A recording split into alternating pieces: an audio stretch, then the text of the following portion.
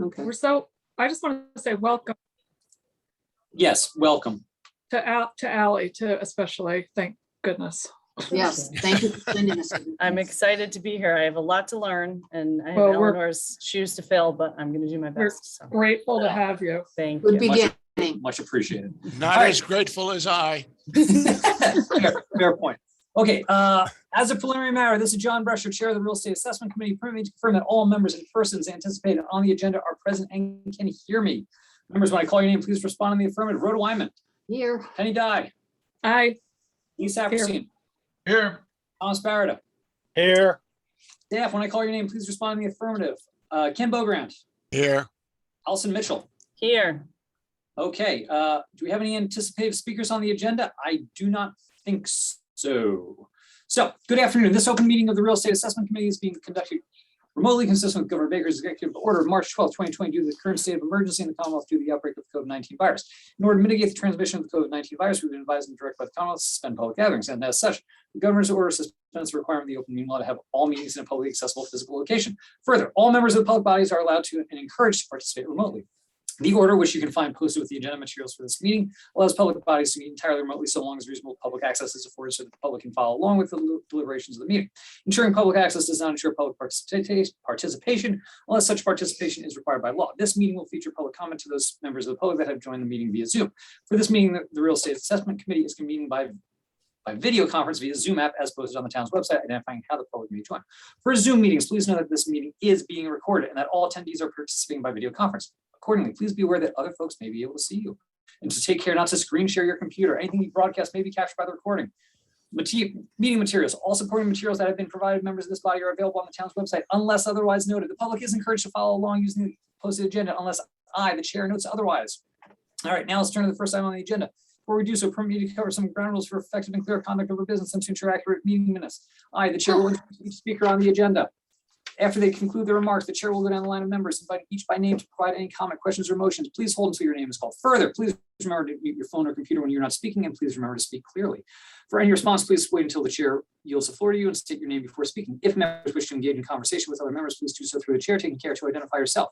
For items of public comment, after members have spoken, the chair will afford public comment to those members of the public that have joined via Zoom. Members of the public who wish to speak must state their names and be acknowledged by and speak through the chair. Finally, each vote taken in this meeting will be conducted by roll call vote. So let's go to the first item on the agenda, which is an approval of the agenda. May I have a motion to approve the agenda as written? so moved. So moved. Motion has been made. Is there a second on the motion? I'll second. Awesome. Okay, let's do a roll call vote. Rhoda Wyman. Yes. Yes. Okay. Penny Dye. Aye. Lisa Apperstein. Aye. Thomas Barretta. Aye. And the chair, John Brescher, votes aye as well. All right, public comment. Seeing as there are no members of the public present, I think we can move on from that. Approval of the minutes. We do not have any minutes at this time. So let's go to the first item on the agenda. The request for approval and execution of purchase and sale agreement, quitclaim deed, settlement statement, acceptance of release deed for town-owned yard sale parcels known as Lot 5 Riga Street and Curve Street, as shown on plan of land entitled Plan to Convey Land for General Municipal Purposes in Nantucket, Mass. Prepared by the town of Nantucket, dated July 24th, 2012, prepared by Mr. Charles W. Hart and Associates, recorded with the Registry of Deeds as plan number 2012-60, pursuant to the vote on Article 99 of 2011 town meeting. Before we begin, I just want to say that our office represented the current owner of the property. We are not helping him with the sale or the acquisition of this yard sale parcel. If you feel there is a conflict, I'm happy to recuse myself. I do not necessarily think that there is. We do not currently represent him, but I want that just sort of disclosed for the record. Okay, with that in mind, Ken, do you want to lead us with what we've got here? Sure. This is the completion of the yard sale program of this parcel that was approved at vote of town meeting in 2011. The conditions of the transfer are many of the usual ones that we put into these type of transaction. This is a small parcel that has to be merged into their existing land. the new combined parcel cannot be subdivided or this portion resold, and it can be only used for residential purposes. Town council has prepared the documentation and approved of the documentation for execution by the town, assuming it is approved by this committee at the hearing today. I'll be happy to answer any questions with respect to it. It's a fairly straightforward situation. Penny? Yeah, through the chair to you. Just a question about on the agenda, it had the affirmatory vote in there before the vote was taken. Was that a noticing issue? Well, it was a noticing issue because in fact, with respect to the agenda for the select board, I have to prepare the AIS and have it available a week before the meeting. And so obviously, if there was going to be a change relative to that, it was done in anticipation of the meeting. If there's a change, then I make that notation at the time of the presentation to the select board. Okay, thank you. All right, and Ken, we talked to the assessor about how much is the dollar figure for this?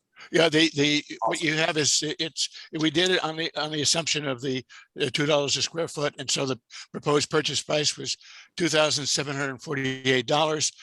There's a tax adjustment of $6.72, the reimbursement of $1,500 of the town's legal fees, so that the seller would be, that the buyer would be paying the town $4,254.72 for this tiny parcel. I'd just like to make one quick comment. This is one of the higher legal fees I've seen for the town, and frankly, it's nice to see that they're recouping some of the, costs. Well, it is a discussion I've had with John Giorgio relative to the appropriateness of what the town's, what fees we should be recouping based on the amount of work that's being done.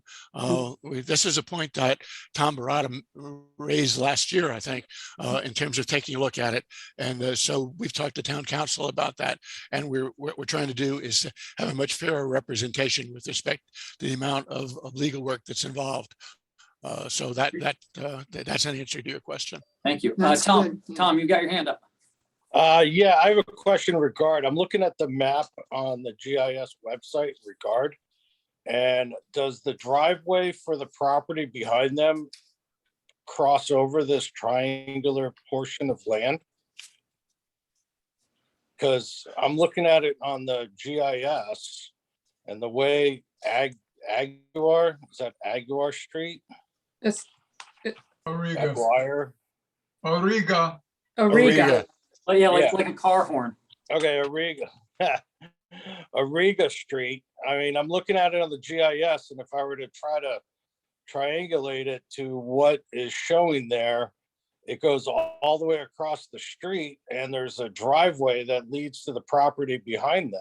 Well, I think that's dealt with by the release deed from Carl England. This was a John Chagru special when this was dealt with in 2011. And so what this is trying to finally being done is that in fact all the appropriate definitions and descriptions of the lots are finally straightened out. The deed necessary going back and forth so that it ends up with this particular parcel only being owned by this one particular parcel that it's being deeded to. So, Go ahead, Penny. oh, okay, just John, through you to Ken.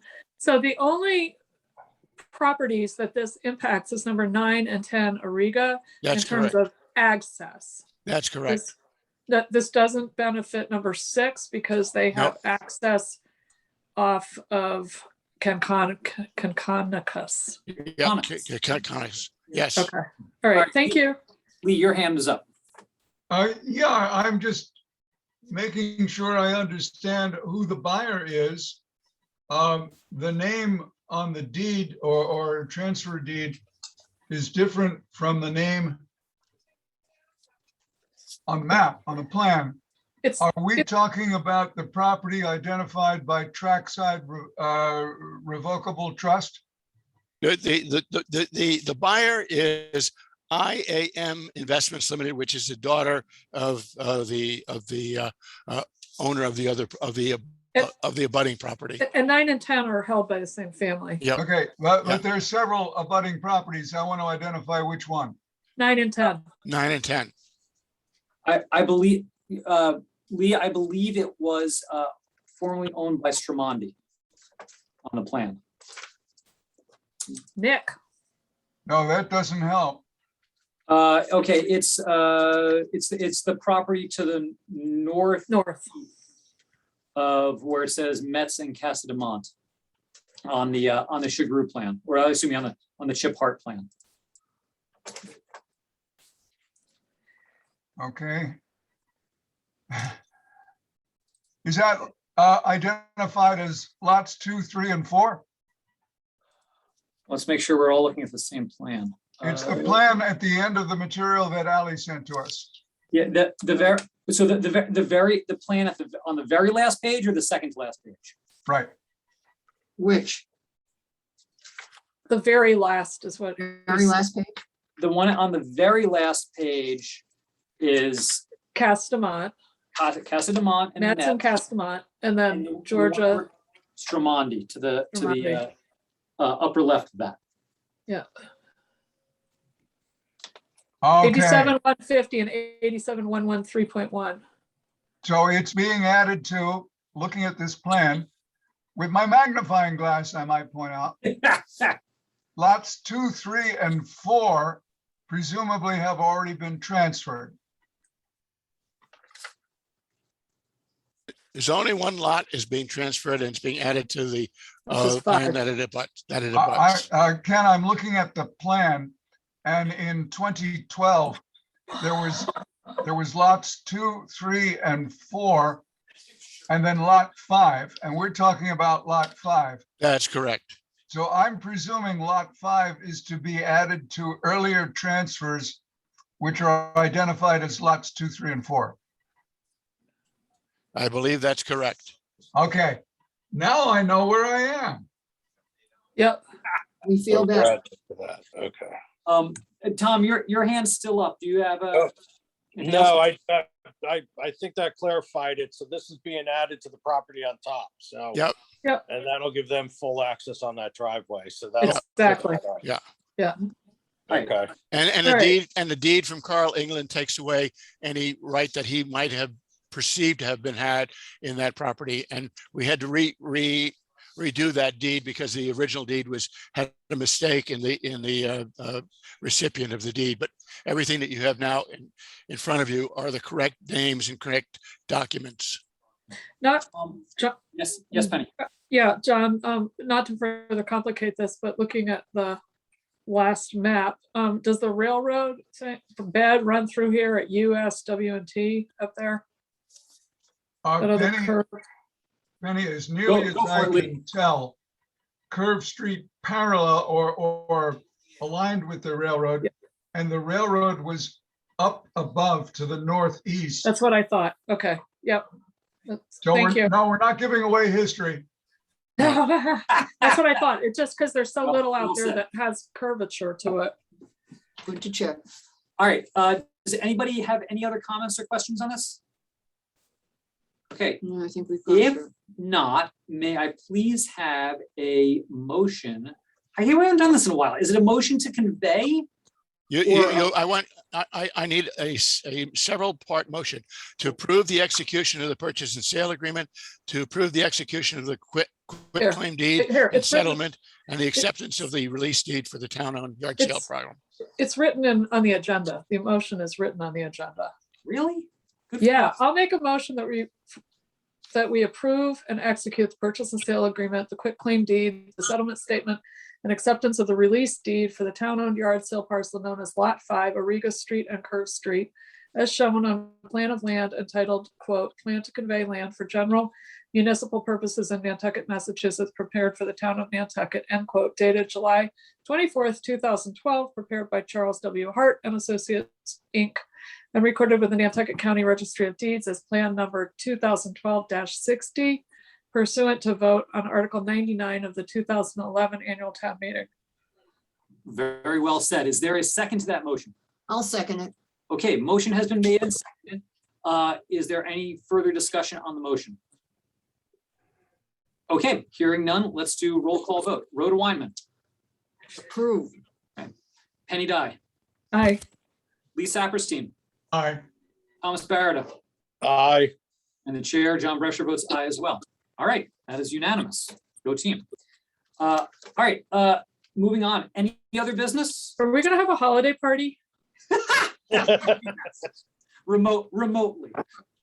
Ken, what's going on for other business? What I wanted to do is to let you know that as of last Friday, Ally started to work.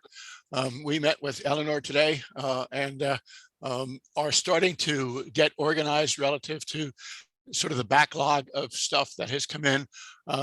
What we're trying to do is to prioritize the ones that are more critical than not, and then set up a schedule for you with respect to seeing what your schedule looks like and to bring stuff forward to you. We're both going to be going through a learning process because I usually got involved after Eleanor did all about 280% of the 90% of the work that needed to be done. So we have to learn how to do that 280%, but we're going to move forward and we will get stuff back on track. The other thing is that we're going to work out is to in fact develop a clear schedule and timetable with respect to the steps, so that when anybody calls in, we can outline to them where they are in the steps, what they need to do, and have a clear sense of the various steps in the process. The last point is that with respect to the stuff that's tied up in the land court, I think that is still hopeless. Although We agree. although a couple of people have had a Miss Skinny respond back to them, but the fact of the matter is I still believe that the most of the stuff for the last 11 or 12 years is still in that pile in the corner that the previous person threw everything onto. But we will continue to work with that, and we've talked to John Giorgio too, to see whether or not there is anything else that we might be able to do with the land court to help them free stuff up. But it is not very hopeful, because they have chosen not to go back to work yet. They're still operating from home, which gives them an excuse with respect to not being able to have access to documentation and stuff like that. So but we're on top of it. But I'm not hopeful on the land court stuff. So I'll just chime in that I've been talking to Christina Guiney, who's the title examiner, chief title examiner at the land court, about this and about some other yard sale properties. And the sense I get from her is that it's just not a priority for them. That's the understatement of the year. It's just, I don't want to say they don't care, but They do. They don't. No, we know that. So it's It's gonna be a while. Yeah. So it'll be. Yeah. I mean, I haven't seen one come through land court. I've got stuff that's years. pending 2 years with the land Easily. court. and Yeah, still but don't- no, and the thing is that what Vicky and I are going to do is we're going to go back and in fact look at some of the most egregious ones and embarrass them. But I mean, I've got Good one of luck. my own personal They clients. don't that's embarrass. They don't Wait, embarrass, is it- but is it- it's been is about it- 13 years and he's paid everything in advance. He's fully paid. Yeah. Is there anybody that we can be speaking to that's above the people at the land court without? It's a great It's an question. interesting Ken. system. It really is, because I've asked Jen Ferreira to say, hey, She's having problems. She's having with them. problems too. Well, for what it's worth, I think everybody in the Commonwealth is having problems with land court right now. And I asked Jen a couple months ago, I was like, who's Christina's boss? Like you have to be able to talk to somebody. Mm, And there's been nothing. There's some, I don't know, consortium of attorneys in Boston who are trying to, not go on strike, but like band together to try to make some sort of change or, petition the judges. But I'm not going to hold my breath for that yeah. anytime soon. It used to be so easy. It used to be you just brought them up some chocolate and Oh, yeah. Well, but there used to be a person that ran it and Exactly. listened and responded and returned our calls, and she doesn't. No, she doesn't. And the fact that Jen Ferreira is having trouble with her, I think speaks. Yeah. Volumes. Yeah. is the it's person scary. elected or appointed? Appointed. Appointed, I think, by the judges. By the Yeah. judge. And so, I mean, short of any of us, writing a nastygram to a judge and saying, hey, you And- should and really consider this person. And then never getting anything done. Exactly. Exactly. Who knows how Exactly. vindictive they're gonna be. So Yeah. I think, I I don't see a lot of hope with the land court immediately. I No. really don't. No, nor do I, frankly. Well, that was what I wanted to raise, John. Thank you. Okay, thank you. All right, so date and time of our next meeting. Do we know that, or do you want to hold off on this? It's gonna give us a month at least in Okay. terms of being able to sort stuff out, We'll It we'll would see be- you all in Right 2022, around right? Christmas. So my Yes, two ma'am. cents is going into 2022, it would be nice to know what the schedule is, an approximation of the schedule heading Well- into the new year. That, That's all. that's, hey, Penny, that's not a bad idea. And Allison and Ken, if you want to talk to me offline, maybe something we bring for our January meeting is a Yeah, schedule. right, okay. Just sort of arbitrarily say, look, Mondays at 2 PM, like the second Monday of the month or something. Yeah, and if Right, there yeah. isn't Just what it is. anything, And And if there's nothing, we cancel it. We cancel it. Yeah. Okay, all right. Yeah, so we have it on the calendar. Exactly. So we, Okay. so we all know. And Now, And I'm one assuming- other thing is that obviously at this point in time, we are bound to continue to do with Zoom meetings. What's the preference of the committee? Do we want to go back to in-person meetings or do you want to continue with Zoom? Because I think we might have the option to continuing Zoom if that's the preference of the committee. I'll just speak for myself. I'm okay with Zoom for the time being because I know it's also a hassle trying to get all of us together and find meeting space. I know that is a premium in this town. And if, Zoom can work for the foreseeable future, have Zoom work for the foreseeable future. How about we use Zoom in the summer and we get together in the winter? That's a good idea. It's assuming, Tom, that's assuming we can find some place for us to meet. I mean, Exactly. part of the real issue is because of a lot of the meeting rooms have in fact been utilized to put staff in because of the fact that we're short on staff space. Yeah. There's not an awful lot of meeting rooms to do.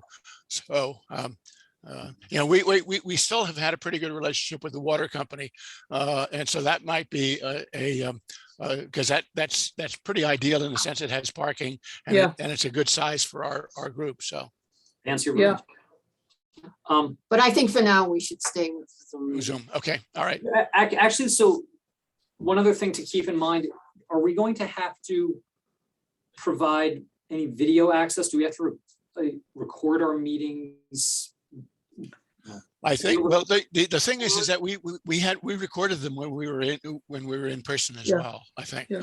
Yeah, Right, so yeah. I'm. And I so, just so, wanted to- and the thing is that have NRTV, this capability. NCTV had, because I used it for the CPC as well, the water company, and they were able to install a camera in the one corner there. Cool. Okay. All right, awesome. So we'll wait to hear about the date and time of the next meeting. And with that in mind, may I have a motion to adjourn at 2:24, please? So moved. Okay, motion made. Is there a second? I think there's a second. Second. Perfect. Motion made and seconded. All those in favor, Rhoda Wyman, Penny Dye, Aye. Lisa Apperstein, Aye. Tom Barretta, Aye. Chair John Brescher votes aye as well. All right, thank you, everyone. Thank you. Okay, thank you. Take care. Bye-bye. Aye.